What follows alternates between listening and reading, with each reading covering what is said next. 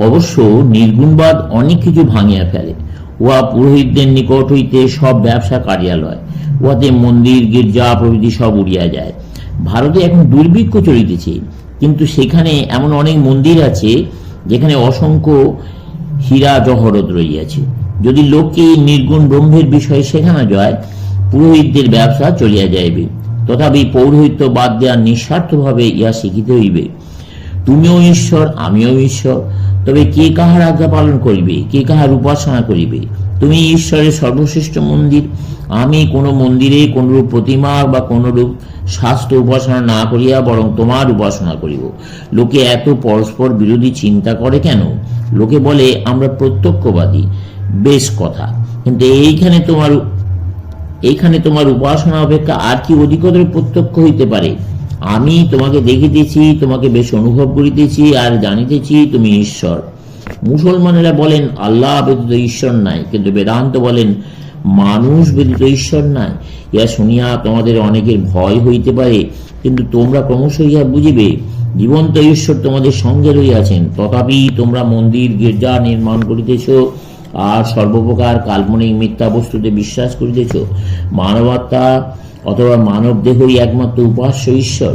অবশ্য অন্য জীবজন্তুরাও ভগবানের মন্দির বটে, কিন্তু মানুষই সর্বশ্রেষ্ঠ মন্দিরের মধ্যে তাজমহল।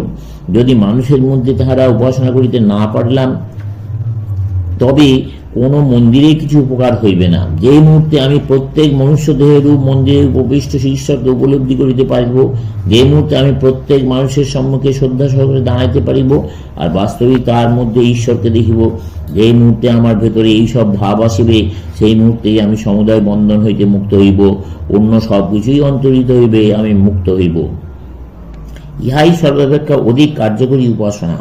মতান্তর লইয়া আমার কোনো প্রয়োজন নাই। কিন্তু এই কথা বললে অনেক লোকে ভয় পায়। তারা বলে ইহা ঠিক নয়। তারা তাহাদের পিতামহেরা কি বলিয়া গিয়াছেন সেই কথা লইয়া মতবাদ রচনা করিবে। পিতামহেরা আবার 20,000 বৎসর পূর্বেকার প্রপিতামহদের নিকট শুনিয়াছিলেন স্বর্গের কোন স্থানে অবস্থিত একজন ঈশ্বর কাহাকে বলিয়াছিলেন আমি ঈশ্বর। সেই সময় হইতে কেবল মতান্তর আলোচনায় চলিতেছি। তাদের মতে ইহাই কাজের কথা, আর আমাদের ভাবগুলি কার্যে পরিণত করা যায় না।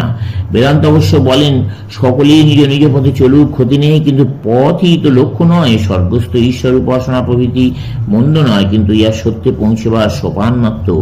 ওইগুলিতে সুন্দর মহৎ ভাব আছে, কিন্তু বেদান্ত প্রতিবাদে বলেন বন্ধু, তুমি যাহাকে অজ্ঞাত বলিয়া উপাসনা করিতেছ এবং সারা জগতে যাহাকে খুঁজিয়া বেড়াইতেছ, তিনি সর্বদা এখানেই রইয়াছেন। তুমি যে জীবিত আছো তাও তিনি আছেন বলিয়া তিনি জগতের নিত্য সাক্ষী। সমুদয় বেদ যাহার উপাসনা করিতেছেন, শুধু তাহাই নহে, যিনি নিত্য আমিতে সদা বর্তমান, তিনি আছেন বলিয়া সমুদয় ব্রহ্মাণ্ড রইয়াছে। তিনি সমুদয় ব্রহ্মাণ্ডের আলোকস্বরূপ। তিনি যদি তোমাতে বর্তমান না থাকিতেন, তবে তুমি সূর্যকেও দেখিতে পাইতে না। সবকিছুই তোমার নিকট শূন্য অন্ধকার জলরাশি বলিয়া পতিত হইত। তিনি দীপ্ত রইয়াছেন বলিয়া তুমি জগৎকে দেখিতেছ। এ বিষয়ে সাধারণত একটি প্রশ্ন করা হইয়া থাকে। ইহাতে তো ভয়ানক গোলযোগ উপস্থিত হইতে পারে। আমাদের সকলে মনে করিব আমি ঈশ্বর, অতএব যাহা কিছু আমি ভাবি বা করি তাহাই ভালো। ঈশ্বর আবার পাপ কি? প্রথমত এই প্রকার অপব্যাখ্যার আশঙ্কা স্বীকার করিয়া লইলেও যাকে প্রমাণ করা যাইতে পারে যে অপর পক্ষে অনুরূপ আশঙ্কা নেই।